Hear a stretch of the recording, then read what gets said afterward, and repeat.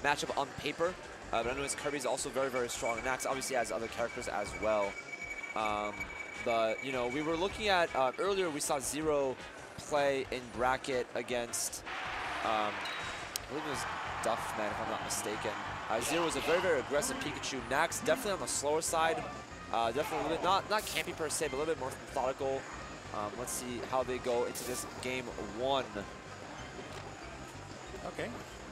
That's a choice to go up on platforms. Yeah, so I think the main choice here is like, you know, CTG is looking. If I was Pikachu, I would want to hold center stage. You're correct, but oh my god, getting nice. that up air trying to stealing the first stock. So I think what Nax is doing by kind of staying on that top platform, again, CTG doesn't have a lot of opportunities to get those drill startups. You know, you can fish for a couple up airs, but it's not really going to start a lot of combos. And so it kind of forces Puff to play Pikachu's game. Interesting. And again, Pikachu being one of those characters that can rival Puff's air mobility right now. Oh yeah, that's true. So really able to dance around Jigglypuff. So even though, you know, CTG got like a couple of hits in, Nax really has a commanding lead. Really already at 82% on the second stock. Because you can see right now, like, you know, Nax, even though he's on that top platform, CTG can't really get anything started. And by the time CTG runs out of jumps, Nax can come down and punish him. Again, always retreating back to that top platform. It's kind of like a safe space for Pikachu a lot of times, especially when you're recovering too. When you go to that top platform, your opponent just has a lot less opportunities to punish you and a lot less ways to edge guard. And again, those back airs, that Pikachu back air being very, very disjointed. Gonna have a hard time for CTG to approach and really get anything started. Again, 70% on the first stock right now, but it's not, you know, not really much he can do. There we go. There we go. Gets the back throw. Looks like CTG is actually like catching on that he wants to go to the top platform, so he's just basically like rushing to the up there to have it there, meet him there. Exactly. But again, now Nax can then start adapting to that and say, okay, well, if you're gonna wait for me at top platform, I'm just gonna grab the ledge for free and recover it, you know, nice and clean. And so again, it's all about how you mix up your options and if you're able to balance between the two. And it's really just a mental game. There we go. I was just surprised because it looks like CTG was struggling to get up there as quickly as I thought, even with the, what do you call them? Those, the teleport? Yeah, the teleport, yeah. Yeah. It just seems weird because in my head, I just think that Jigglypuff would just win the air mobility, like, for free, essentially. Well, so in some matchups, you will be correct. But again, Pikachu having such a strong air mobility, you're going to get the arrest right there, stealing the stock. But again, Pikachu being one of those characters that can rival CTG's, Puff's air mobility, rather, it makes it a lot harder for Jigglypuff to play the matchup the way that she wants to. And again, like you see, like, you know, Pikachu has such an amazing combo game, especially horizontally, able to just carry Jigglypuff off the side right there. And you get the size of those hitboxes with the up airs, the back airs. You know, Puff, you know, having some pretty disjointed moves, but it's really hard to contest Pikachu. See how, like, you know, Nax is dancing around him with those up airs. Even if it's hitting the shield, he's crossing him up, and he doesn't really have any opportunities to punish him. I'm just surprised that, I know, even though, like, Nax is winning, I'm just surprised that Nax hasn't been throwing more fairs out, because I feel like that would be, like, the better, what do you call it, the better option against Jigglypuff's aerials. So, there, you know, fair is a good move, but it is very easy to DI out of. And, you know, a lot of times you can actually get punished for hitting the fair if the opponent has a strong enough DI. And fair not really, you know, doesn't have the best range compared to at least like other tools in Pikachu's arsenal. So I understand why he's a little bit more hesitant to throw that out, at least in neutral. Again, there's a couple scenarios where, like, if you get like a landing fair on the ground, if you get a fair land on the platform, Z cancel with like an up tilt combo. A couple moments where you would use that fair, but I think up air and back air are much, much stronger tools. But, you know, CTG, right, you can see him, like, really thinking about that. Again, he's really getting overwhelmed. He's really getting pressured and not really being able to, I think, have a lot of freedom in his movements, and I think that's really what's getting to him right now. But let's see how he adapts going into game 2. Okay. Couple trades right there. Yep, more trades. And those trades are really not that, not that good for Jigglypuff because, you're very, very light character, can die very, very early off the side and off the top. You really don't want to, you want to trade as little as possible. But Pikachu's going to take those trades all day, already getting at 72%. And now Jiggs is basically at a kill percentage right now. Pretty much, yeah. One back air can take it, but again, he's just like very nice edge guards. Pikachu can kind of stay like a lot of, the floaty characters like Jigglypuff, Kirby, when they have like those multiple jumps. Kirby can kind of stay below them and kind of fish out those options and just wait for them to commit to a jump, commit to a forward air, and just repeatedly up air them away from stage, which burns them jump and burns them kind of like their attempts at coming back. And you saw that earlier with Nax, kind of just, again, that positional advantage, taking advantage, dragging it off the side again, finishing off from there. Not quite going to take it.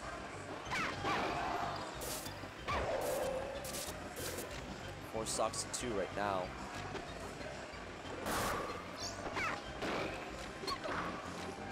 I'm just surprised how he was able to like call out Jigglypuff's pounds when recovering. That's just something that I struggled with when I was looking at playing the match against CTG earlier. I think it's all about being reactive to your opponent's options and just being ready to anticipate whatever move comes out, right? Pikachu has that ability to react very, very quickly and has very strong options to keep Jigglypuff off stage. And CTG has to be mindful of how he recovers.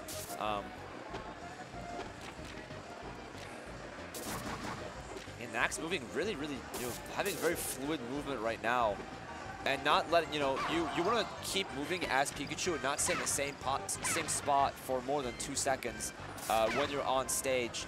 Because again, if you for those of you that watched the last set, Puff is really can convert really easily off of the down airs. And if you're as Pikachu, if you're on the ground a lot, they have a lot more opportunities to get those down airs. But if you're in the air a lot, and if you're really drifting around, going from platform to platform, you're not really able to get caught by those down airs, and it's a lot easier for Jigglypuff to find those openings. Nax not getting that upper chain right there, but again, putting him at 59%. Okay, just one more grab, right? Puff is going to be dying, unfortunately. Yep. Oh, there we go. Up tilt back air, not going to take it. 94%. There's got a 4 stock lead. That's going to be really rough. Weak back air. I think he landed though, so he still has his jumps. Oh, nice forward air right there, getting the stage bounce. Makes it back to up B. Pick up B, one of the best in the game. All right, gets 1 stock on the board. Let's see if he can take a couple more. Now again, Puff has a really strong kill power with rest, but the thing is, if you don't get like a star KO, it's Pikachu has time to come back from the Angel platform and take the stock. So I don't know how CTG is gonna make this comeback, but he's gonna have to figure out something. Gets the back air right there, and yeah, gonna take that game for Nax. Is top 8 best of 5? I believe top 8 is best of 5. All right. Top 6 is best of 5. My apologies, actually. Okay. Thank you for the correction. Now, I know CTG mainly a Jigglypuff main. I know he's been working on other characters as well, but I don't know if he's going to switch in this scenario. Should CTG go to like Hyrule for content? Maybe, who knows? Like, yeah.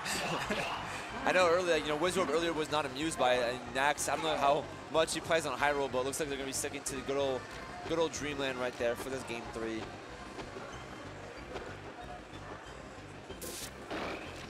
So again, you can see like, Nax optimizing his movement as much as possible, not staying grounded whatsoever, jumping between platforms, applying a lot of pressure, starts the up tilt chain, doesn't get the last back air though. Good DI nice. from TTG, tries to get the stage spike, but not quite. Good conversion right to up air into the rest. Not gonna get punished for that.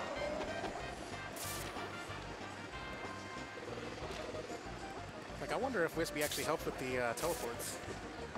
It depends. I mean, if you manage to time the teleport with the Wispy, it could.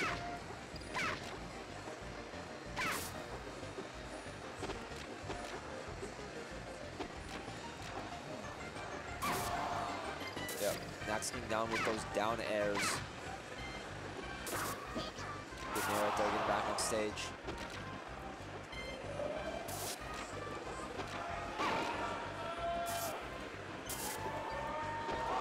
definitely much closer game than the last. I think CTG doing a much better job at being more patient. Yeah, being more patient and just dancing around, like figuring out Nax's movement, especially not getting off card, not feeling overwhelmed as much. Gets a drag down fair, doesn't get a back air out of it though. Actually, I've been noticing that CTG actually wants to hold the top platform. Actually, like it's like they're basically playing King of the Hill, but where they're both trying to hold that real estate. For sure, yeah. Again, makes Pikachu's recovery is a little bit more difficult. Gets the back there, gonna steal that stock. But yeah, again, like we, top platform is kind of like a safe haven for Pikachu, especially when recovering. You can get those edge cancels off the side too. But if CTG is staying up there and kind of watching that area, makes it a little bit more complicated for Nax to recover. Nice. Oh, I love that teleport up there, getting the stock. Yeah, Nax definitely felt safe right before that happened. Oh, it does not get the strong hit of the Thunder. That's unfortunate.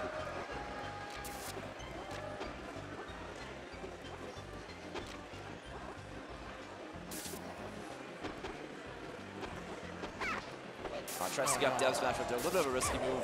He's gonna lose a stock for that. Again, you have to. I think he probably meant to do up air actually. Now that he did teleport. Up smash probably was not intentional. Tries to get the drill, does not get the follow up. Nice up B out of there.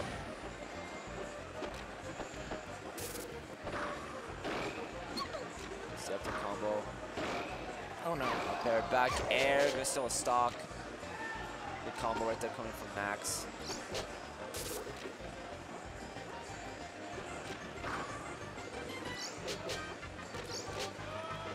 Like those up Bs going around the stage again, having 20 frames of invincibility.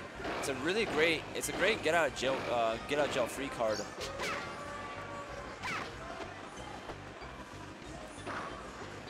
Read the roll right there, barely misses a down B. He got a style on him. I know, right?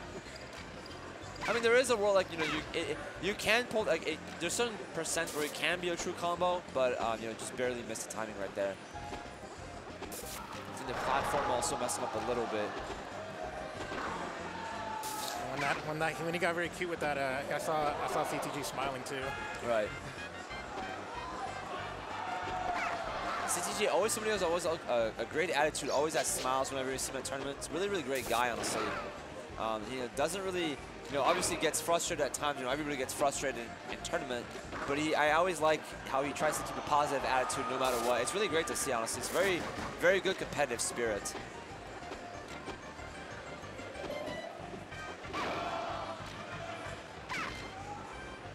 Again, being offstage right now, 134%. Oh, no. Oh, barely missed. Ran out of jumps. Unfortunate.